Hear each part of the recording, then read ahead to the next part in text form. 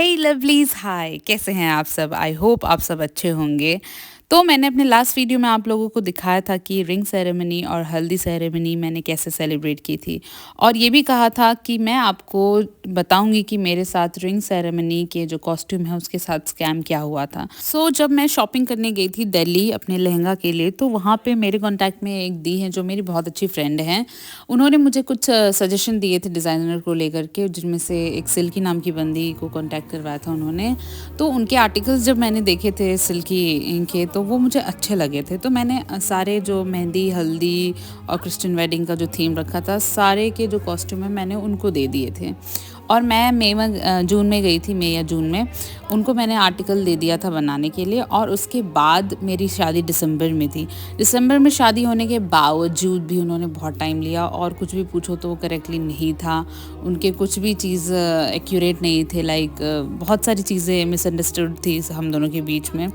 बाद में जब लास्ट मोमेंट आ गया है, लाइक मेरी शादी 8 को है, तो उन्होंने आर्टिकल जो है, मेरा जो कॉस्ट्यूम है वो 6 तारीख तक भी नहीं भेजा था, क्योंकि उनको अब चाहिए थे पैसे। अब वो मैं अटक गई थी, ना मैं इधर की रही थी ना मैं उधर की, तो ज़्यादा पैसे देने पड़े मुझे अपने कपड़े मंगवाने के लिए। और जो मेन कपड़े थे वो तो बिल्कुल भी नहीं आए। तो पैसे भी जो मेरे थे वो चले भी गए और कपड़े भी नहीं आज तक आए। उन्होंने कहा कि मैंने पार्सल भेजा, लेकिन पार्सल मेरे तक कभी पहुंचा नहीं। तो this was the scam which happen to me, जिसके कारण मेरा जो क्रिश्चियन वेडिंग थीम था वो मुझे ड्रॉप करना पड़ा और अनफॉर्चुनेटली मुझे साड़ी पहन के रिंग सेरेमनी सेलिब्रेट करनी पड़ी। मेरा पूरा मूड स्पॉइल हो गया था, मतलब I was totally scattered, because कि जो सोचा था मैंने, जैसे अपनी शादी को प्लान किया था, बिकॉज ऑफ ड्रेस मैं नहीं सेलिब्रेट कर पाई थी।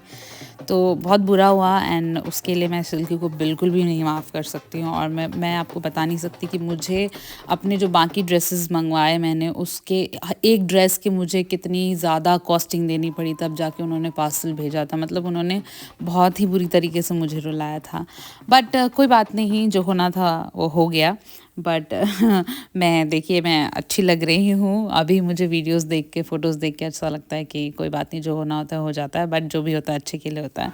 तो मैं खुद के ही कपड़ों में अच्छी लग रही थी। कॉकटेल में भी मैंने, एक्चुअली मेरे पास बैकअप था, तो बहुत मैंने हैंडल कर लिया सिचुएशन। अदरवाइज़ तो मुझे नहीं लग रहा था कि मैं शादी में खड़े भी होने लायक थी। मैंने शादी में ये बहुत बड़ी गलती की थी कि सब कुछ बेस्ट के कारण मैंने जो अपना जो रेगुलर चीज़ें जिधर से मैं लेती थी, जहाँ से मैं स्टिच करवाती थी, या कुछ भी जो रेगुलर था, उसको चेंज करके मैंने न्यू पे स्विच किया था, जिसके कारण मुझे ये फेस करना पड़ा। शायद ये मेरा गलत डिसीजन था। तो मैं आप लोगों को भी सजेस्ट करूँगी कि ऐसे मोमेंट पे प्लीज़, जिससे आप कंटिन्यू रहते हैं, रेगुलर रहते हैं, आप उसी से सारा कुछ करवाएं तो जाकर अच्छा रहेगा। अदरवाइज़ मेरे जैसा आपको धोखा खाना पड़ेगा।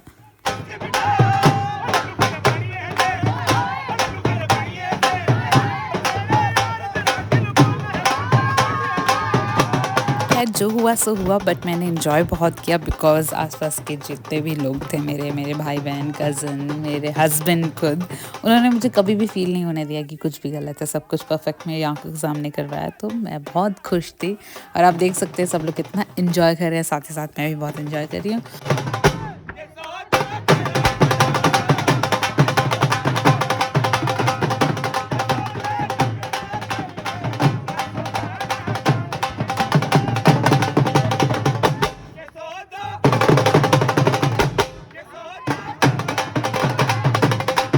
ड्रेसेस के साथ स्कैम हुआ, और सबसे बड़ा स्कैम क्या कहूँ, या फिर बोलते हैं जैसा सोचा था वैसा नहीं मिला था मुझे कैमरामैन। मैंने जिनको अपॉइंट किया था वो फ़ोटोग्राफ्स तो बहुत अच्छे क्लिक कर रहे थे, सब कुछ अच्छा था। बट जो वीडियोस लेने की बारी आई, तो भाई मुझे आज तक वीडियो अच्छे से नहीं मिला है, और उसका भी बहुत ज़्यादा बिग स्टोरी है। मतलब मैं आपको क्या बताऊँ, कुछ चीज़ें जब ख़राब होनी होती है तो ख़राब हो जाती है। तो कैमरामैन के साथ भी प्रॉब्लम है मेरा। तो मैं अनफॉर्चुनेटली अभी भी जो चंक्स डाल रही हूँ वो मेरे मोबाइल के हैं, और फ़ोटोज़ जो हैं वो मिले हैं, तो उनको मैंने ऐड कर दिया है। तो ऑल ओवर चीज़ें बहुत अच्छी हुई, लेकिन कैमरामैन मुझे बहुत अच्छा नहीं मिल पाया या एडिटिंग बहुत अच्छी नहीं हो पाई, जिसके कारण मैं वीडियो भी पोस्ट नहीं कर पा रही, इसीलिए मेरे व्लॉग्स भी इतने लेट आ रहे हैं। नो वरीज, शादी में खर्चे बहुत हुए बट रिजल्ट बहुत अच्छा नहीं मिला बिकॉज वीडियोग्राफी बहुत अच्छी नहीं हुई। बट कोई बात नहीं, आसपास के सारे लोग, मेरी फैमिली जितने भी थे, उन्होंने मुझे बहुत खुश रखा और स्पेशली मेरे हस्बैंड ने बहुत ही ज़्यादा ही खुश रखा। और यहाँ जिनको आप डांस करते हुए देख रहे हैं वो मेरी फ्रेंड है आकांक्षा पाल। इनको आपने कई सारे सीरियल्स में भी देखा होगा। अभी इनकी रिसेंट सीरियल आ रही है जिसका नाम है कैसे मुझे तुम मिल गई, जिसमें वो निमृत का रोल प्ले कर रही हैं। तो ये इन्होंने इतने सारे प्लान्स किए शादी में नहीं आने के लिए और मुझे लगा सच में ये नहीं आ पाएंगी, तो मैंने होप छोड़ दिया था कि वो आएंगी। और जब वो आई तो मेरी खुशी का सच में कोई ठिकाना ही नहीं रहा और सारे लोगों को पता था कि वो आ रही हैं और मुझे ही नहीं पता था। It was really really very nice feeling. ये सरप्राइज़ मुझे एकदम भी भनक नहीं लगी थी कि ये आने वाले हैं।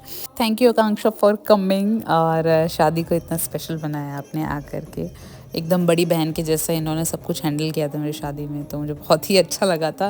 और मैं भी तैयार हूँ आपकी शादी में मस्ती करने के लिए और सारी चीज़ें संभालने के लिए। मैं और मुकेश ऑलवेज़ रेडी हैं, ये आपको पता है। और मैं आपको बता दूं कि ये अगर मेरी फ्रेंड भी बनी है तो इसके पीछे भी बहुत बड़ा रीज़न है, क्योंकि ये बहुत ही ज़्यादा प्योर एंड ट्रांसपेरेंट पर्सन है। ऐसे तो बहुत सारे एक्टर्स मेरे फ्रेंड हैं लेकिन इतने क्लोज कोई भी नहीं है जितने क्लोज मेरी फ्रेंड आकांक्षा है। सो लवलीज, ऐसे ही मेरे साथ बने रहिए और इंटरेस्टिंग वीडियोज़ के लिए तैयार रहिए। मिलते हैं नेक्स्ट वीडियो में, तब तक के लिए बाय।